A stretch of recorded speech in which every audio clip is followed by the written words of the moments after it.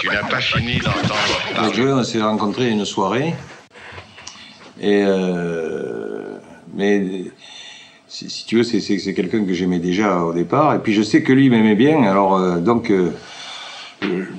la rencontre s'est faite automatiquement, quoi. Et je l'ai découvert, quoi, parce que je connaissais à travers les CD, mais je connaissais pas l'homme, quoi.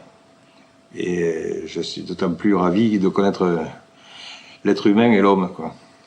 Tu n'as pas fini d'entendre parler. Pour moi, ça y représente, si tu veux, le... C'est autre chose que je vais dire, mais pour moi, c'est énorme. Moi, quand je me suis occupé de... que je travaillais avec Hallyday, à l'époque, donc j'avais 21 ans, Johnny en avait 22, tu vois. Et tout le monde...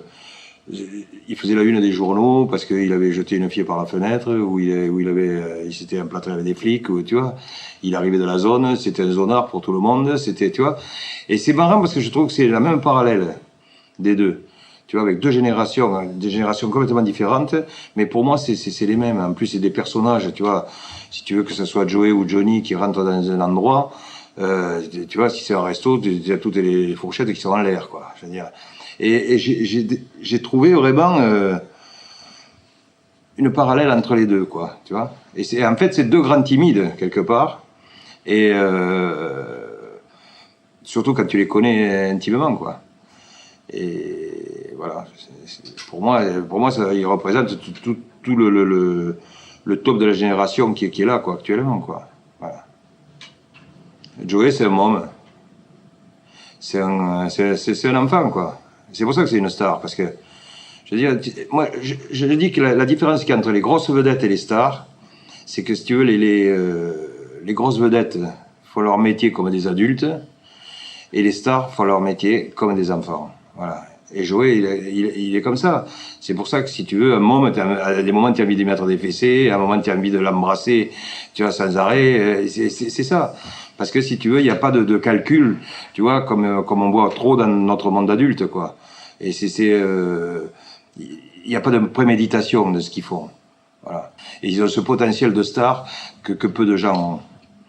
Puis le grand luxe, c'est de rester enfant le plus longtemps possible, quoi. C'est ça le vrai luxe. Tu n'as pas fini d'entendre parler. Mais ouais, il y a un souvenir que j'ai. Ce soir, il m'appelle et puis je lui dis, tiens, ben viens, qu'est-ce que tu fais? J'ai dit, écoute, moi je vais dans un truc, bon, c'est pas du tout ton univers, tu vois. Mais je leur ai promis, c'est des gens qui sont adorables, mais tu vois, c'est vraiment un truc un peu ringardos, tu vois, par rapport à là. Il me dit, je m'en fous, je viens avec toi. Donc il est venu avec moi. Donc quand je suis arrivé dans ce lieu, je ne te dirai pas le lieu, je ne te dirai pas là, mais c'est comme si j'arrivais avec une panthère noire, tu vois. Donc tout le monde a bien arrivé jouer, tu vois, comme ça. Et comme il était avec moi, si tu veux, donc ils ont dit, bon, tu sais, dans la mesure où tu connais la personne qui a la panthère noire, tu te dis, bon, tu vois, il la tient, quoi.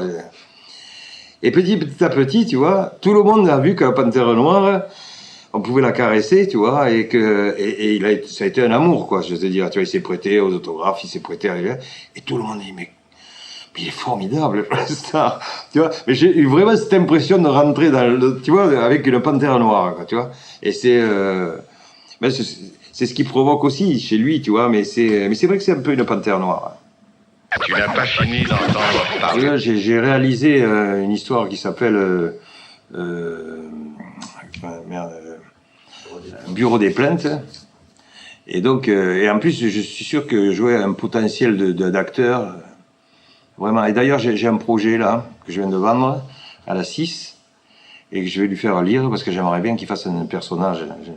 Je vais lui faire un avocat qui défend la cause des sans-papiers. Et donc je dois lui faire lire, mais je sais et je suis sûr qu'il a un potentiel d'acteur d'enfer, quoi. Écoute, c'est le premier qui était là à l'heure, tu vois, qui a pas fait chier, tu vois, parce que souvent tu sais chez les acteurs et tout, bon, mais lui il était là, non, je te dis, c'est vraiment quelqu'un, je te dis, qui est vraiment super, quoi. Puis je dis pas ça parce que on parle de lui et que tu vois c'est autour de lui, c'est parce que sinon je serais pas là, quoi. Non, c'est vraiment quelqu'un que j'aime, quoi. Je t'aime fort et que, voilà, je suis ravi d'être ton ami. Tu n'as pas fini d'entendre parler.